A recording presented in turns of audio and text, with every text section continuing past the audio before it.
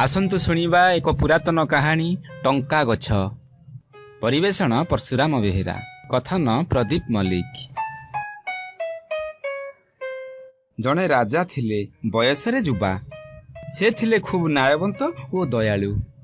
से दैनिक किछि ना किछि दान धर्म करुथिले। जे केही माग मागुणी आसिले केही खाली हाथ फेरु नथिले। दिने तांको राज्यर जड़े गरीब लोक आसी राजदरबार रे पहुंचिला। से थिला खूब बुद्धिमान और सत्यनिष्ठ। से आसी राजा को किछि अर्थ भिक्षा मागिला। राजा ताकू 100 टंका दान कले। मात्र लोकटी एथिरे खुशी हेबा बदल रे दुखित होई से टंका को ग्रहण करने को अराजी हैला। कहिला, महाराज मु 100 टंका चाहे नाही, मोते मात्र केतोटी पैसा दियंतु। जेउ पैसा को आपण निज परिश्रम रे उपार्जन करिथिबे। ये कथा शुणी राजा चकित हेले। से मात्र गोटिए पैसा दबाकू असमर्थ थिले, कारण तांकर जहा सबु धनरत्न सबु प्रजांकर, तांकर बा निज रोजगार काहीं। एणु से लोकटी को कहिले, तुमे 2 दिन पर आस, मु निश्चय निज उपार्जित पैसा तुमको देबी। ता पर दिन सकाळू राजा गोटिए छिंडा मैला पोशाक पिंधि जने साधारण मजुरिया बेसरे गोटिए गाँ रे पहुंचिले। सेठारे से जने ठिकादार को भेटिले, जे कि निकटरे किछि मजुरिया लगई रास्ता काम करुथिले। राजा तांको किछि काम देबा पई कहिले। ठिकादार पचारिले, तुमे माटी हाणी पारिबो? राजा सम्मति जणाइबारु ठिकादार तांको खणंती कोदाळ जोगाई देले ओ माटी हाणीबाकू कहिले। राजा माटी हाणीबा आरंभ कले। जेहेतु से आगुरु किछि करि नाहंती आउ परिश्रम करिवार अभ्यास नाही, एणु से खूब शीघ्र हालिया होई पड़िले। देहरु गम गम होई झाड़ बोही जाउथाय। हातरे भी फोटका बाहरी पड़ी जंत्रणा देउथाय।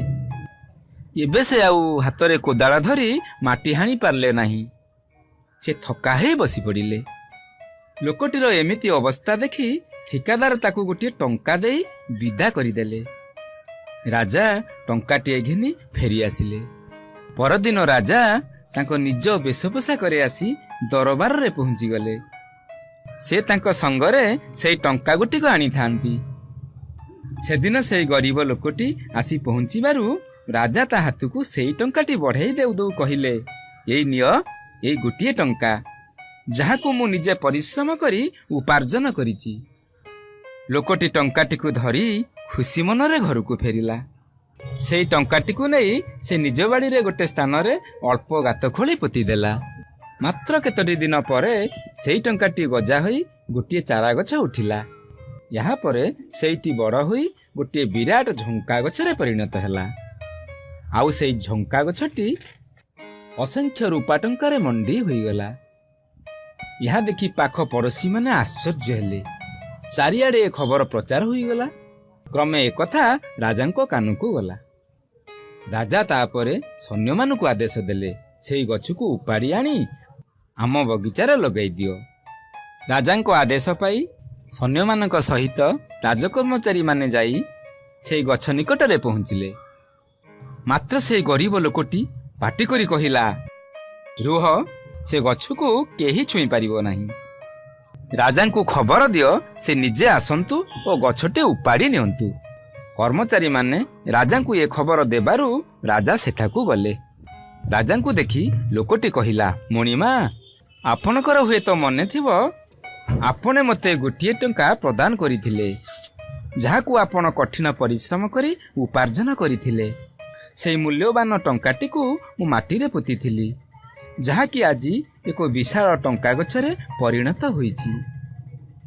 एणु एई गछटी सहित फलिथिबा समस्त टंका आपणकर। आपणक कठिन परिश्रम अर्जित से गोटिए टंका प्रतिदान स्वरूप एई टंका गछ रूपरे से आपणको पुरस्कृत करिछि। एकथा शुणी राजा स्तंभीभूत होईगले। जीवन रे कठिन परिश्रमर फल जे एते मूल्यवान होई पारे से कथा से मर्मे मर्मे अनुभव करुथिले। नमस्कार श्रोता बंधु, जदि आपण मानकु आम गप भल लागुथाय, आपणक मन को छुथाय, तेबे लाइक करंतु, सब्सक्राइब करंतु। सुंदर सुंदर कहानी नै आमे पुणी आपणक पाखरे आगो को आसीबु। आपण सब्सक्राइब करिवा परे ବେଲ୍ ଆଇକନ୍କୁ ଦବାଇବା ପାଇଁ କେବେ ବି ଭୁଲିବେନି।